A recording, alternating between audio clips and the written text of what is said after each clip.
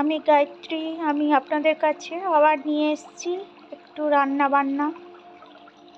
দেখুন কেমন, ভালো লাগলে লাইক শেয়ার করবেন অবশ্যই।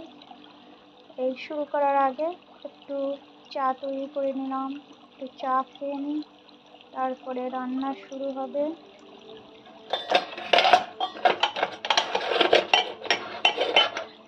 প্রথমে তোপসে মাছ, বেসন, 2 চামচ বেসন, হলুদ,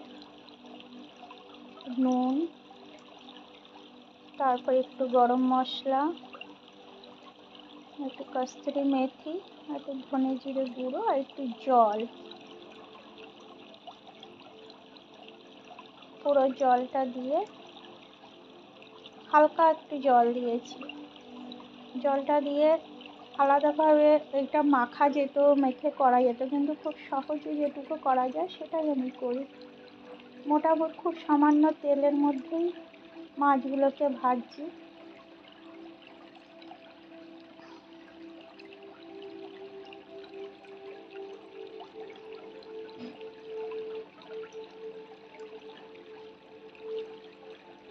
ভালো করেই ভাজা হয়েছে মাছগুলোকে ভেজে।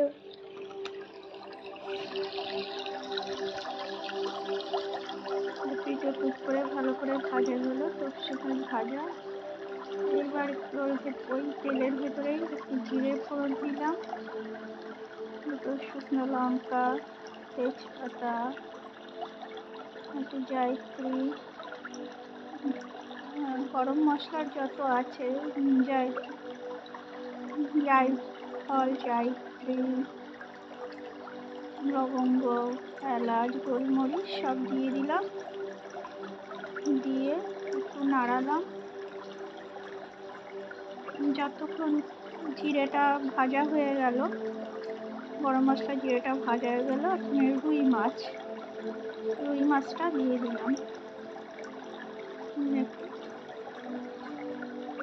এই রুই মাছটার ভেতরে আমি ধনে জিরে, তেল, বিশেষ করে সরিষার তেল আর হলুদ, নুন সব দিয়ে সুন্দর করে মেখে রেখে দিয়েছিলাম। ঘন্টাখানেক মেখে রেখেছি, তেলটা বসে গেছে। এরপরে খুব কম তেল লাগে। এটা আপনারা মাছে আগে থেকে যদি তেল দিয়ে রাখেন, মাংসের মতন, যেমন মাংস মেখে রাখে তেল হলুদ নুন দিয়ে, সেরকম মাংসের মতন মাছটাকেও মেখে রেখে দেবেন। তাহলে কি হবে, তেলটা খুব অল্প লাগে। ওই সামান্য একটু তেল, আমি কিন্তু দ্বিতীয় আর তেল দিইনি, যেটা তোপসে মাছ ফ্রাই করলাম ওই তেলটার ভেতরেই মাছটা রান্না করছি। ঢেকে ঢেকে রান্না করছি, ঢেকেই রান্না করতে হবে। ঢেকে রান্না করলে খুব ভালো সেদ্ধর ভেতরে সেদ্ধ হয়ে যাবে, ভাজাটাও হয়ে যাবে। এটা একটু করকরে ভাজাই হয়ে গেছে। এটাও অল্প তেলে, আগে একদিন দেখিয়েছি আমি কাঁচা মাছই রান্না অল্প তেলে, আর এটাও অল্প তেলেই মাছ ভাজা হচ্ছে। তো সামান্য তেলেই মাছ ভাজা হচ্ছে, কোনো ডুবো তেল নেই এর ভিতরে, আর কিছু নেই যে আলাদা অনেক তেল থাকবে পেঁয়াজ রসুন ভাজা, সেরকম কিছু নেই। এরপরে আদা দিচ্ছি, সব বেশি আমি কাঁচা দেওয়াতেই পছন্দ করি। দেখুন কাঁচা আদা, ভাজা আদা নয়। ওই মাছ ভাজা হয়ে যাওয়ার পরে, খুব সুন্দর করে মাছ ভাজা হয়ে গেছে, তারপরে আমি একটু কাঁচা আদা দিলাম, যতটা লাগে। আদাটা খাওয়া খুব ভালো, তো আদাটা, আর রসুন পেঁয়াজ দিইনি এটার ভিতরে। এবার টমেটো দিলাম, কাঁচা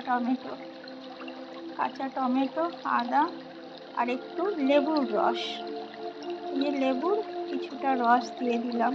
আপনারা মাছ প্রথমেও যখন মাখবেন তখনও লেবুর রস দিতে পারেন। এবার গরম জলটা ঢেলে দিলাম, গরম জলটা দিয়ে যখন ফুটছে তখনই আপনি ধনে পাতা দিয়ে দেবেন।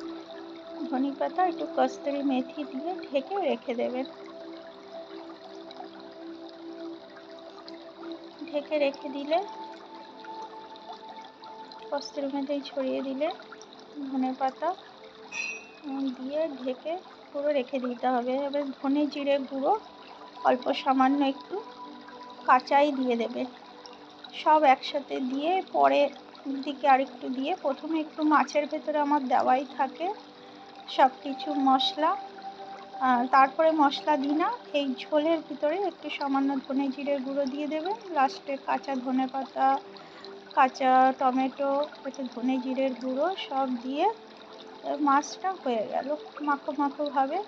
এটা আর অবশ্যই একটুখানি লেবু দেবেন। খেয়ে দেখবেন, এইভাবে একবার করে খেয়ে দেখবেন কত সুন্দর লাগে। আমার তো ভালো লেগেছে, আপনারা একবার খেয়ে দেখুন, ভালো লাগলে লাইক শেয়ার করুন। আমি খাচ্ছি, আপনারাও খান, করে ভালো লাগবে। যারা যারা সাথে আছেন, দেখছেন, শিখছেন, সকলকে অসংখ্য ধন্যবাদ। সকলে ভালো থাকবেন এই আশা রাখি। রাখছি তাহলে আজকের মতন, ফের আবার একদিন আসবো।